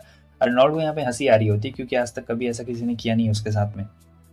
और वो कहता है कि तुम क्या कर रही हो यार, बहुत हंसी आ रहा है, वैसे तुम्हारा जो करने का मन है तुम वो कर सकती हो। तो वो उसके गले के निशान को ही देखते जा रही होती है बार बार और सोच रही होती है कि क्या मुझे इसे टच करना चाहिए, क्योंकि मैं जानना चाहती हूँ कि आखिर यहाँ पे क्या कुछ हो गया था क्या। तो वो जाती है और गले के निशान को उसको टच कर रही होती, धीरे धीरे सहला रही होती है। तब तक जो अर्नोल्ड उसका हाथ पकड़ लेता है तो वो उससे माफ़ी मांगती है। फिर वो कहता है तुम ये सब जानबूझ के कर रही हो ना, और वो एकदम शर्मा जाती है भाई, कहता है ठीक है कोई बात नहीं, और फिर सो जाता है। तो उसके बाद हम देखते हैं ये भी अपना उतार लेती है और कहती है कि ठीक है, जैसा मैंने आपके साथ किया आप भी मेरे साथ वैसा करिए। लेकिन वो तो उसके तकिया मुंह पे मार देता है और कहता है कि तुम भी ना बहुत ज़्यादा ही अजीब हो, हाँ तुम ये सब जानबूझ के कर रही हो, मैं जानता हूँ। तो वो कहती है कि अरे छोड़िए इसे, आप क्या कर रहे हैं। तो यहाँ पे बहुत ही रोमांटिक सीन हो जाता है, मैं तुम लोग को क्या बताऊँ। लेकिन इसके बाद जो दोनों का हो जाता है और कहता है कि देखो मैं तुम्हें टच नहीं करना चाहता हूँ, जैसा कि मैंने पहले से वादा किया है, तुम्हें याद है ना। वो कहती है कि हाँ। और फिर क्या था भाई, उसे सोना रहता है। तो अर्नोल्ड कहता है कि ठीक है तुम यहाँ पे सो सकती हो। और जब सो के उठती है तो कहती है कि अरे ये क्या, आप यहाँ पे क्या कर रहे हैं मेरे कमरे में। तो वो कहता है ये मेरा कमरा है। तब तक कोई आ जाता है तो ये चादर ढक लेती है अपने आप को। और हम देखते हैं कि वो कोई और नहीं बल्कि ओलिवर रहता है, काम के बारे में आया रहता है बताने के लिए कि काम बहुत ज़्यादा बढ़ गया है। तो अर्नोल्ड से कहता है कि हाँ हाँ कोई बात नहीं, मैं सारा काम संभाल लूंगा। तो यहाँ पे वो छुपी हुई रहती है तो किसी को नहीं पता चलता है। और कहता है कि देखो वो चला गया है, अब तुम एक काम करो, तुम यहाँ से उठ सकती हो, जा सकती हो। तो यहाँ तो ऋषि को शर्म आ रही थी। उसके बाद तो भाई ऋषि आगे रहती है। आगे हमें दिखाया जाता है कि इसका कुछ पार्सल आया हुआ रहता है कंपनी से। ये एक विग रहता है और ये विग का काम इस्तेमाल करने वाली है ये लड़का बनने के लिए, ताकि यहाँ पे ट्रेनिंग ले सके। आपको तो पता ही है कि इसे लड़ना कितना ज़्यादा पसंद है और लड़ने के लिए ट्रेनिंग भी चाहिए, इसीलिए अब ये लड़का बन के अपनी ही फोर्स के अंदर लड़ेगी। तो हमें दिखाया जाता है कि ऋषि की ट्रेनिंग यहाँ पे जारी रहती है। वैसे यहाँ पे ये लड़का रहती है तो इसे किसी और नाम से यहाँ बुलाया जाता है। तो इसने ट्रेनिंग में घुसने के लिए यहाँ पे अगस्त्य की मदद ली थी, ठीक है। और अगस्त्य ने इसकी मदद इसलिए की थी क्योंकि वो अपने भाई को दिखाना चाहता था कि जो होने वाली भाभी है वो मतलब नॉर्मल लड़की नहीं है, वो एक्स्ट्राऑर्डिनरी है। वैसे तो ये बात अर्नोल्ड भी बहुत अच्छे से जानता है कि एक्स्ट्राऑर्डिनरी है, लेकिन जो ऋषि है वो थोड़ा सा एक्स्ट्रा करना चाहती है क्योंकि वो लड़ाई में उतनी ज़्यादा बेहतर तो है नहीं और फ्यूचर में काम भी आना है, मतलब फ्यूचर में बहुत मुश्किल है अर्नोल्ड के सामने टिकना, इसीलिए। तो आगे हमें दिखाया जाता है कि ये थक के बैठी हुई रहती है। उतनी देर में एक बंदा वहाँ पे आता है। अब ये जो बंदा रहता है ऋषि का बढ़िया दोस्त बन गया रहता है यहाँ पे, और वो बहुत सारी चीज़ों के बारे में यहाँ पे बात भी कर रहा होता है। और हमें इस बंदे के बारे में बताया जाता है कि ये अर्नोल्ड को बहुत ही एडमायर करता है, क्योंकि अर्नोल्ड बहुत ही ताकतवर है और ये अर्नोल्ड जैसा ही बनना चाहता है। मतलब उस पोस्ट पे तो नहीं पहुंच पाएगा, लेकिन उन्हीं के जैसा बनना चाहता है क्योंकि वो बहुत लोगों की इंस्पिरेशन है। तो अब इसी चीज को लेके यहाँ पे ये लोग बात कर रहे होते हैं। तो उतनी देर में यहाँ पे एक और बंदा आता है जो ही कैप्टन रहता है और कहता है तुम्हें रॉयल फैमिली के लोगों को नाम लेके नहीं बुलाना चाहिए, ठीक है। और इनका नाम रहता है कोर्ट लेवेंस। और पहले से ही ऋषि को पता रहता है कि ये कौन बंदा है और फ्यूचर में इसका क्या काम आने वाला है, क्योंकि ये अर्नोल्ड का काफी खास आदमी होने वाला है आज से 5 साल बाद। तो यहाँ पे जो हमारा कैप्टन रहता है वो कह रहा होता है कि तुम कुछ मतलब खाते हुए तो नहीं हो क्या, चिकन खाना पसंद है क्या तुम्हें। तो ऋषि कहती है कि हाँ हाँ मुझे मतलब पसंद है, वो सब नॉनवेज खाना पसंद है। तो कहता है मैंने तुम्हें इसलिए बोला है क्योंकि तुम बाकी लड़कों के मुकाबले थोड़ा सा ज़्यादा पतले लग रहे हो मुझे, तो तुम लोग को थोड़ा सा मांस भी बढ़ाना पड़ेगा, क्योंकि अगर बॉडी में मांस नहीं होगा तो लड़ाई के मैदान में लड़ना बहुत ही ज़्यादा मुश्किल हो जाएगा। तो यहाँ पे समझाने के बाद हम देखते हैं कि ये आ जाती है यहाँ पे एक वेयर हाउस में और मेड जैसा जाती है, मेड जैसा ड्रेस चेंज कर लेती है। तब यहाँ पे मेड है, किसी को पता नहीं है प्रिंसेस है, फिर घुस जाती है अंदर में। तो अब ये अर्नोल्ड से मिलने के लिए प्रिंसेस जैसा बन के जा रही होती है। तो जो हमारा अर्नोल्ड रहता है बड़ा ठगी रहता है, पास में आ जाता है और कहता है कि सुनो मिलने के लिए आ जाना इतना बजे और बढ़िया से आना। तो यहाँ पे वो कहती है कि हाँ हाँ मैं बहुत ही बढ़िया से आऊँगी। बताओ यहाँ पे इतने सारे लोग बैठे हुए हैं देख रहे हैं, लेकिन फिर भी अर्नोल्ड को कोई फर्क नहीं पड़ता है और दोनों अपने में ही फ्लर्टिंग कर रहे होते हैं बहुत देर तक। दोनों में ऐसे ही बातचीत हो रही होती है। सीन कट होता है। ऋषि बस सोच रही होती है कि यार मैं कैसे सच के जाऊंगी, क्या करके जाऊंगी, क्या पहन के जाऊंगी, कुछ भी समझ में नहीं आ रहा है। मगर उसकी मेड कहती है कि अरे मैडम आप टेंशन क्यों ले रही हैं, जब तक मैं हूँ यहाँ पर आपको टेंशन लेने की बिल्कुल भी ज़रूरत नहीं है, मैं हूँ ना। और फिर यहाँ पे उसे सज धज के ला दिया गया रहता है। तो वो कहता है कि अरे चलो अपना ये मास्क हटा लो, कोई नहीं पहचानेगा यहाँ पे तुम्हें, आराम से तुम उतार सकती हो, मुझे पहचान लेंगे। लेकिन जब वो अपना हटाती है भाई हुड्डी तो बहुत खूबसूरत लग रही होती है, इतनी खूबसूरत लग रही होती है कि अर्नोल्ड ने कुछ बोला ही नहीं रहता और इसे देख के वो थोड़ा सा शर्मा जाती है कि अरे भाई इसने तो कुछ बोला ही नहीं है। अर्नोल्ड बोलना चाहता था और कहता है कि यार मुझे तुम्हारी मेड की तारीफ करनी पड़ेगी, काफ़ी मस्त काम किया है। उसके बाद तो ये लोग आ चुके रहते हैं यहाँ पे मार्केट में, और मार्केट में बहुत सारी चीज़ें होती है जो कि काफ़ी अच्छी लगती है। ऋषि को कहती है कि चल ना ये ट्राई करते हैं, ये टेस्ट कर लेते हैं, मज़ा आ जाएगा। तो वो घड़ी देख रहा होता है। तो ऋषि देखती है कि अरे ये घड़ी क्यों देख रहा है, ऐसे तो नॉर्मली कभी नहीं देखता है, आज बड़ा घड़ी देख रहा है मेरे साथ में आया है तो कोई बात नहीं। खैर वहाँ पे वो अलग अलग दुकान में जाती है, फ्रूट्स को देख रही होती है। तो यहाँ एक फ्रूट उसे बहुत अच्छा लगता है, ये ड्रैगन फ्रूट है। तुम लोगों को पता ना हो तो मैं बता दूं कि 120 रुपये का एक मिलता है। मैं छोड़ो क्या बताऊँ, टेस्टी रहता है वैसे। और फिर वो उसे देती है खाने के लिए, वो मना करता है लेकिन वो नहीं ले रहा होता है, लेकिन फिर वो कहती है कि अरे खाओ ना, मज़ा आ जाएगा। तो उसके बाद वो कहता है कि ठीक है, हमें किसी ऐसे के पास मिलने जाना है जो कि हमसे मिलने के लिए नहीं आ सकते किंगडम में, इसलिए चलो। तो यहाँ पे तो हम देखते हैं कि ये एक सोने की शॉप में आई हुई रहती हैं, जहाँ पे वो दोनों इन्हें ग्रीटिंग्स कर रहे होते हैं। कहती है प्रिंसेस आपका यहाँ पे बहुत बहुत स्वागत है। तो असल में ये लोग यहाँ पर ज्वेलरी चूज करने के लिए आए रहते हैं और ज्वेलरी काफी ब्यूटीफुल रहता है। तो वो लेडी कहती है कि आप बता सकती है कि इनमें से कौन नकली है कौन सा असली है। तो थोड़ी देर सोचने के बाद जो हमारी ऋषि रहती है उसे पता नहीं चल रहा होता, अर्नोल्ड बस उसका टेस्ट ले रहा होता है। तो यहाँ पे वो साफ साफ बोल देती है कि मुझे नहीं पता चल रहा है, मैं ऑनेस्टी से कहना चाहती हूँ कि मुझे नहीं पता चल रहा है। तो वो लेडी कहती है कि चलिए आप कम से कम ऑनेस्ट तो है ना, बाकी लोग की तरह नहीं ना। लेकिन वो कहती है कि मुझे टूल चाहिए, क्या आप मुझे टूल दे सकती हैं। तो वो उसे टूल देती है। उसके बाद वो टूल से देख रही होती है और टूल से देखने के बाद ऋषि यहाँ पर एकदम आराम से बता देती है कि कैसे ये सभी नकली है, ठीक है। और अर्नोल्ड तो भाई पूरा खुश होता है क्योंकि उसी की वाइफ रहती है। भाई अब खुश तो होगा ही क्योंकि इतना चालाक जो वाइफ रहती है। तो ये देख के वो लेडी कह देती है कि आप तो काफी ज्यादा मतलब कमाल की, आज तक किसी ने भी नहीं पकड़ा है और किसी ने हमसे कभी टूल मांगा भी नहीं था, आप तो सही में बहुत ज्यादा कमाल की हैं, आप लोग वहां पे बैठिए। और फिर अर्नोल्ड चला जाता है वहां पे बगल में बैठने के लिए। तो ऋषि आती है और कहती माफ करना, मैंने पहले वैसे गड़बड़ी कर दी। लेकिन वो कहता है कि नहीं नहीं, इसमें तुम्हारी कोई भी गलती नहीं है, वैसे तुम ये क्यों कर रहे हो। तब वो कहता है कि मैं बस अपनी वाइफ के लिए एक छोटा सा गिफ्ट लेना चाहता हूँ और कुछ नहीं। तो उसके बाद वो बहुत सारे दिखा रहे होते हैं, जहाँ पे वो बोलती है लेडी की मिस्टर अर्नोल्ड यहाँ पे आपके लिए ही लेने के लिए आए हैं, बताइए आपको किस तरीके का चाहिए, मतलब जो भी चाहिए बहुत ही ज़्यादा बढ़िया है, आपका पर्सनल फेवरेट बताइए कलर क्या होगा, तो हम लोग उसी के हिसाब से चूज़ कर देंगे। अब ऋषि यहाँ पे उसे कुछ समझ नहीं आ रहा होता है, वो बहुत ज़्यादा कंफ्यूज होती है कि यार कौन सा कलर का लिया जाए। और ये बुढ़िया कह रही हो कि अपना अच्छा रंग लो। तब देखती है वो सीधे अर्नोल्ड की आंखों में, जो कि देख सकते हैं कि सी ब्लू टाइप का आंख रहता है, ठीक है। तो यहाँ पे वो अपने मन में बोलते बोलते कब मुंह पे बोल देती है कि इनकी आंखें कितनी ज़्यादा अच्छी हैं, मुझे इन्हीं की आंखों जैसा चाहिए। और उसे भनक तक नहीं लगती है कि उसने ये अपने मुंह से बोल दिया है, उसका दिमाग बिल्कुल काम करना बंद कर देता है। तो जो ओल्ड लेडी होती है कहती है कि वाह, आपने तो मतलब काफ़ी ज़्यादा कमाल का मतलब चूज़ किया है, आप तो बहुत ही ज़्यादा बढ़िया है। लेकिन वो कहती है कि अरे नहीं, मेरे कहने का मतलब ये नहीं था, मैं कह रही थी कि इनका आंख का कलर बहुत ज़्यादा अच्छा है। तो लेडी कहती है आप बैठिए, मैं लेके आती हूँ। उसके आगे हमें दिखाया जाता है कि ये दोनों ऐसे बाहर में सनसेट देख रहे होते हैं, काफ़ी ज़्यादा बढ़िया रहता है कैसल में। वो पूछती है कि तुम मतलब मेरे लिए क्यों ले रहे हो। वो तब बताता है मैं वो इसलिए ले रहा हूँ क्योंकि मैं चाहता हूँ कि तुम अपने हाथ में बर्तन वर्तन और तलवार के अलावा भी कुछ पहनो, जिसे देख के मुझे ऐसा लगे कि हाँ हाँ भाई हाँ, ये अर्नोल्ड की वाइफ है। तो ऋषि तो यहाँ पे भाई पूरा एकदम ब्लश करने लगती है, क्या ही बोला जाए। लेकिन ऋषि यहाँ पे ये भी पूछ रही होती है कि आखिर यार ये सब मतलब चीज़ क्या, हम लोग यहाँ पे कर क्या रहे हैं, आखिर तुम किसका इंतजार कर रहे हो।